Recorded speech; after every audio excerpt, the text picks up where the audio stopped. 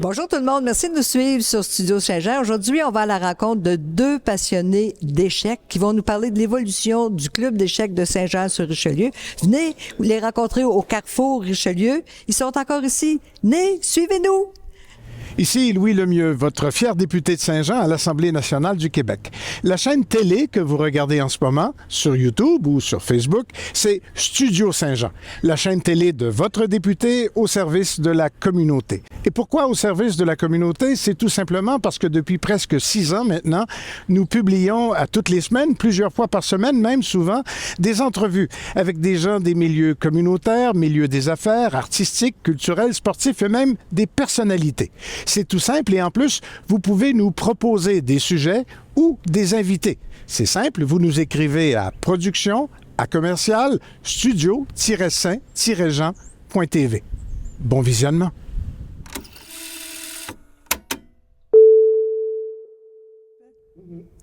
Bonjour Marc Pinsonneau. Bonjour. Président du club d'échecs de Saint-Jean-sur-Richelieu. Exactement. Nous avons également Alexandre Laberge-Ayotte, vice-président du club.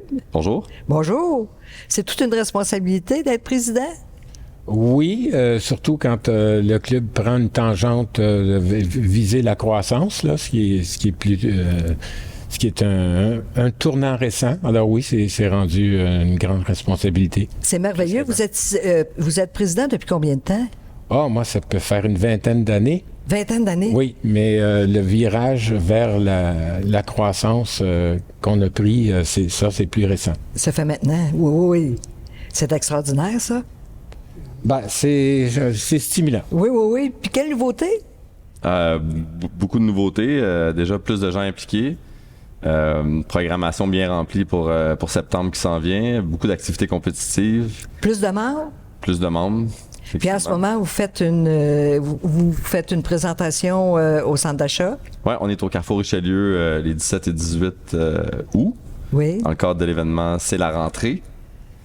Et puis, on a des échiquiers sur place et on répond aux questions, on prend les inscriptions pour la saison automne 2024. Et on est là pour rencontrer, discuter avec les gens, puis... Vous êtes un organisme sans but lucratif. Exactement. Wow, c'est quelque chose aussi, hein? Vous travaillez fort, puis tout ça, c'est du bénévolat? Ben oui. Oui. Oui, tout à fait. Vous donnez des formations aussi? Des cours pour quel âge? Absolument. Ben, les activités dont Alexandre vient de parler, il y a plusieurs volets. Il y a un volet de formation.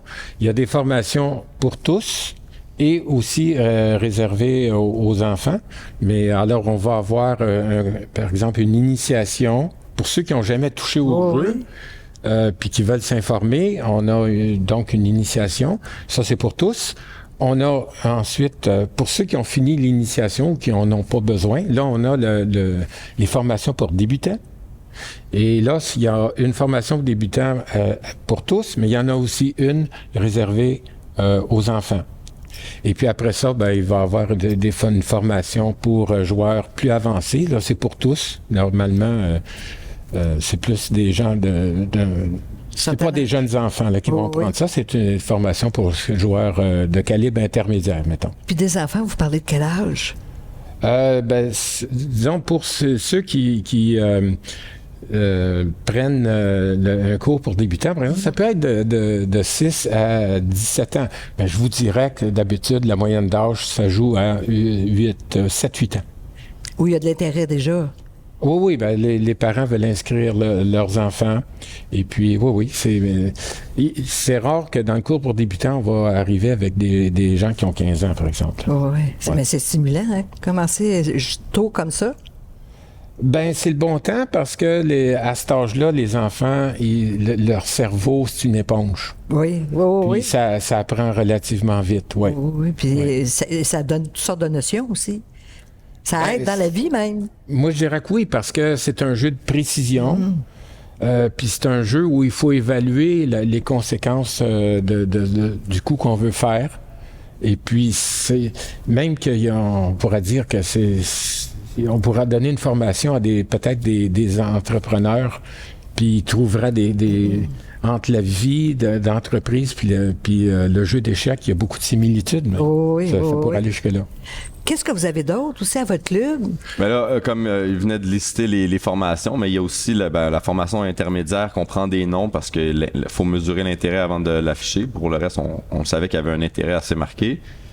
Et on offre aussi des cours privés, en ligne et en personne dans la région de Saint-Jean. Et en ligne, ça peut être partout au Québec. Et notre formation privée s'adresse à tous les niveaux. Donc, on peut former des gens en initiation ou on peut former des gens qui ont déjà dépassé le stade intermédiaire puis qui veulent perfectionner leur jeu jusqu'à obtenir le titre d'expert. Vous faites des compétitions aussi? Exactement. Et puis là, il y en a une qui s'en vient, le 31 août, le Choc des Esprits édition 2024, qui va avoir lieu au pavillon Mille-Roches, dans le secteur Iberville, là, 190 avenue Larreau, pour être précis. Oui, puis disons, on s'attend à avoir certainement un record de participation pour un tournoi d'échecs organisé par le club là, dans les dernières années. Puis Ah non, j'allais compléter sur les activités. Ça, c'est notre prochain tournoi, disons, qui vient soit ouvrir ou terminer notre saison, dépendamment de comment on se place. Mais après, on a une programmation régulière d'activités compétitives. Ça va être annoncé dans les prochains jours, prochaines semaines officiellement, mais il risque d'avoir un tournoi officiellement à peu près aux 2 semaines, aux 2-3 semaines. Donc des rapides et des semi-rapides. Et probablement l'autre semaine sur 2, ça va être des activités de partie lente. Donc soit il va y avoir une combinaison de probablement une ligue et le championnat fermé du club, qui est une activité réservée aux membres une fois par année, pour lequel il y a un trophée à la fin, une mention honorable. Donc c'est ça, chaque vendredi à l'espace culture de la Bibliothèque Saint-Luc. Sauf quelques exceptions, il va y avoir des tournois et des activités compétitives diverses, en plus du Choc des Esprits du 31. C'est stimulant, ça. Oui. Puis votre champion, lui, est-ce qu'il va jouer contre d'autres champions au Québec? Non. Le champion du club, c'est un champion qu'on appelle fermé, c'est-à-dire que c'est un tournoi fermé, c'est juste les membres du club, mais oui, il s'appelle Malcolm Marconi, il est de Roxton Pounce. Et puis, disons, s'il veut remettre son titre en jeu, il va participer au championnat fermé, là, comme il a fait dans les 2 dernières années. Puis, est-ce qu'il y a un championnat du Québec?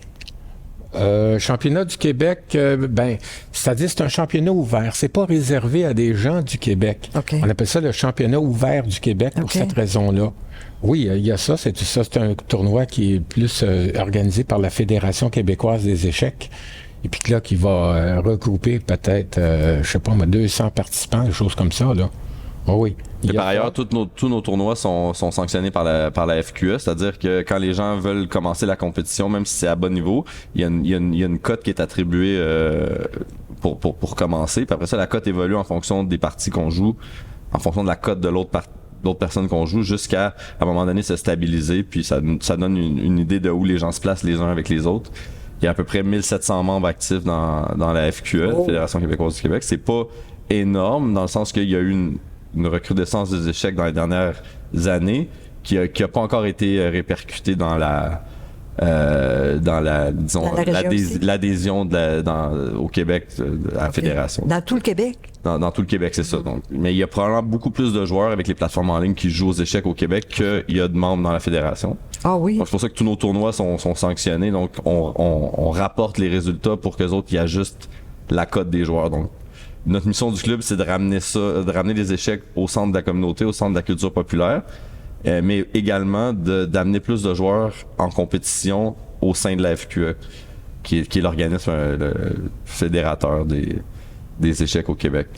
Mais qui a besoin d'aide, parce que la modernité, ce qu'il faut que les organisations migrent vers une capacité technologique, plus l'essor des échecs des dernières années, plus l'économie qui est changeante aussi. Donc, c'est un triple défi, même plus que ça, pour une organisation comme la leur. Donc, nous, on est d'avis que c'est les clubs qui doivent être sur le terrain puis développer les échecs, s'implanter dans les écoles, inviter la population à venir jouer aux échecs sous plusieurs formes. Donc, c'est pour ça qu'on va dans les parcs, dans les centres d'achat.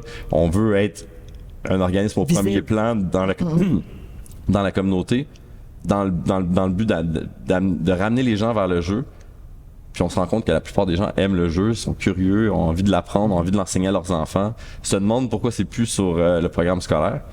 Fait que notre travail s'accompagne, oui, de responsabilités, mais aussi d'une passion à ramener le jeu au premier plan. D'autant plus que c'est un très vieux jeu. Ah, mon Dieu, oui. Il pourrait en parler pas mal de l'historique. Oui, mais disons qu'on va se contenter de dire que c'est apparu en Perse, ça fait peut-être 2500 ans. Alors, puis ça a évolué beaucoup.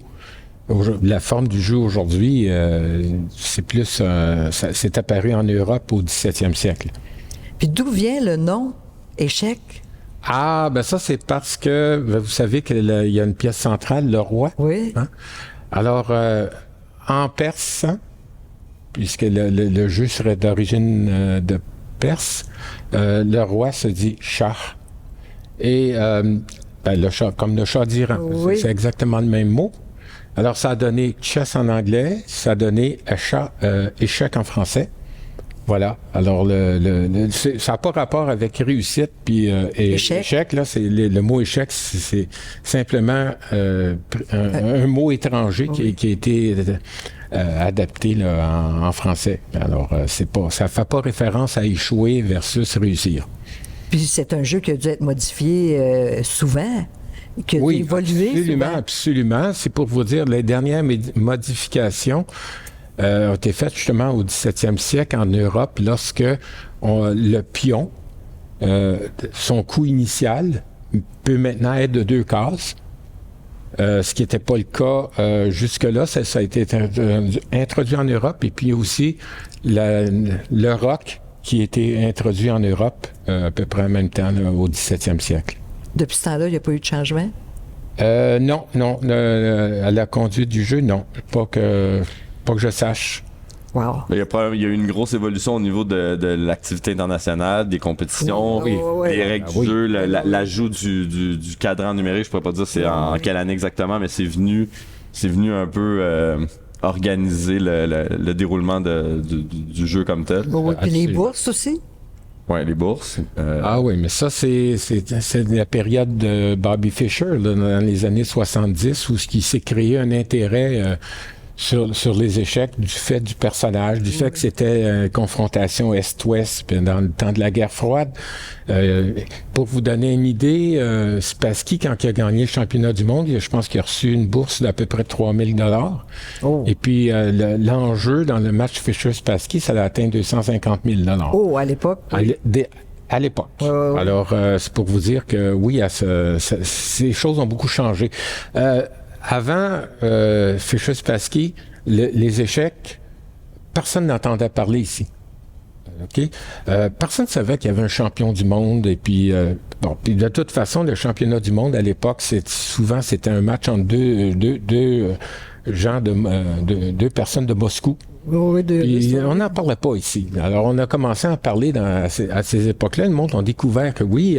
Puis au point que dans le journal La Presse, dans le match Fischer-Spassky, à la une, il y avait l'échiquier qui disait c'était quoi la partie, la position finale de la partie de la veille qui avait été disputée. Le match avait été disputé à Reykjavik en Islande. Alors, moi, j'ai été initié aux échecs comme ça en regardant les positions finales des parties dans le journal de La Presse. Ça a créé beaucoup de passionnés. Oui, à l'époque, il y a eu un très grand développement à ce moment-là. Ça a retombé par après, mais à ce moment-là, oui.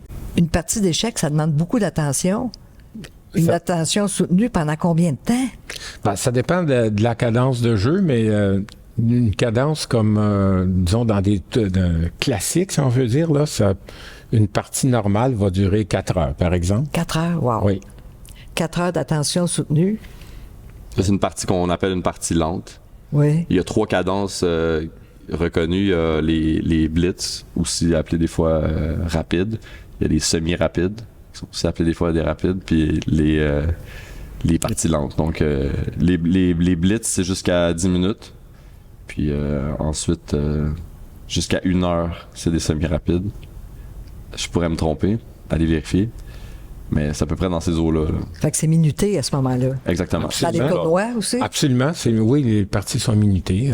Dans tous les cas, en fait. Oui, dans tous les tournois sanctionnés par la Fédération québécoise, les parties sont minutées, exactement.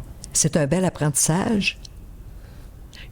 Comment on fait pour devenir membre du club d'échecs de Saint-Jean-sur-Richelieu? Disons, s'inscrire à nos activités. Et puis, on propose des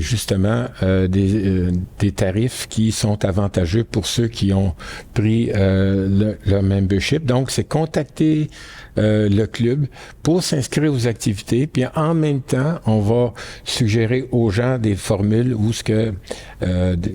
les tarifs sont avantageux aux gens qui sont membres du club. Je vais donner un exemple. Par exemple, toutes nos séances amicales, que ce soit le club jeunesse ou le club pour tous, c'est 5 $ pour participer quand on est membre et 15 $ quand on n'est pas membre. Donc, quelqu'un qui veut l'essayer une fois ou qui n'est pas du coin, qui veut venir jouer, bienvenue. Il y a un prix pour les non-membres, puis le prix. Puis, par exemple, pour les formations, normalement, jusqu'à intermédiaire 1, c'est 10 $ dans des formations de groupe quand on est membre et 20 $ quand on est c'est intéressant. quand on n'est pas membre. Oui, on peut venir juste essayer, voir si on aime ça, si on va aimer ça, si on veut investir. Exactement, oui. Est-ce qu'il faut investir beaucoup de temps là-dedans aussi? Pas forcément. Oh, pas forcément. Là, parce qu'on n'est pas au niveau des champions, des choses comme ça. Là, les formations, c'est pour que les gens jouent de façon plaisante avec leur entourage. Mais en même temps, c'est de leur apprendre à pas jouer n'importe comment. Alors, c'est pour avoir un meilleur jeu. Ça devient plaisant à un moment donné de voir son jeu progresser. Oui. Alors, c'est pour ça les formations, mais c'est pas une question de former nécessairement des champions. Mais par contre, on espère qu'en offrant des formations à partir de l'âge de 6 ans, s'il y a un jeune qui aime ça puis qui se développe rapidement, ses parents peuvent le spotter puis on peut l'encourager avec des cours supplémentaires, des cours privés. On essaie de développer un appareil pour encourager les joueurs à se développer, mais c'est tout aussi important, on pense, de développer le côté social, le côté communautaire, où est-ce que les gens se rassemblent. Dans nos séances amicales, on va parler de tout, on va analyser des parties, on va parler de tout et n'importe quoi, on va prendre des nouvelles les uns des autres. Donc on est une communauté avant tout, mais de l'autre côté, il y a l'aspect compétitif où est-ce que c'est l'optique de développement de beaucoup de joueurs de faire de la compétition. Puis même à petit niveau, la plupart des tournois ont des prix de classe, c'est-à-dire que par rapport à la cote de joueurs, par rapport au niveau, le meilleur dans le tournoi de tel niveau va recevoir un prix.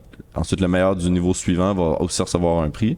Bien sûr, les gagnants puis les deuxièmes, troisièmes vont avoir plus que les prix de classe, mais ça encourage la participation. Comme un joueur moyen comme moi qui va aller dans un tournoi parce qu'il y a beaucoup de joueurs, parce que j'ai aucune chance de gagner, je peux quand même aller me chercher un prix de classe auprès des autres de ma catégorie, si on veut simplifier comme ça.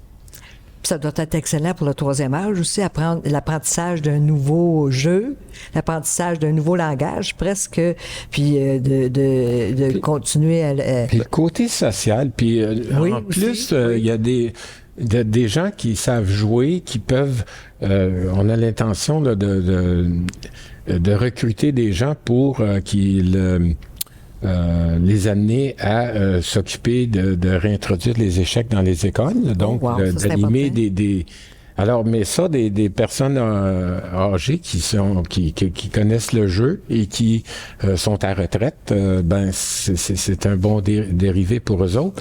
Et puis oui, c'est bon aussi ça pour donc les personnes âgées peuvent trouver une activité stimulante comme ça. Oui.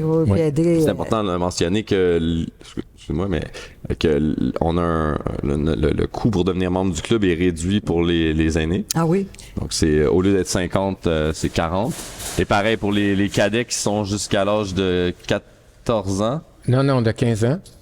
Jusqu'à l'âge de 15 ans, c'est 30 $ par année. Et de 15 à 17, c'est 40 aussi. Pour les adultes, c'est 50, mais présentement, on a une promotion jusqu'au 31 août. Il y a le membership pour l'année, 30 $. Oh, wow. Donc notre but, c'est d'attirer plus de membres parce qu'on a renouvelé notre programmation à partir de l'automne.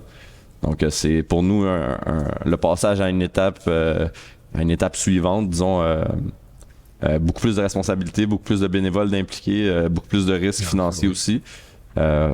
Mais grâce à nos partenaires et à nos bénévoles, je pense qu'on va y arriver. On s'attend à une plus grande participation cette année puis on n'est pas surpris, mais il y a des gens de tout âge qui nous demandent pour des formations.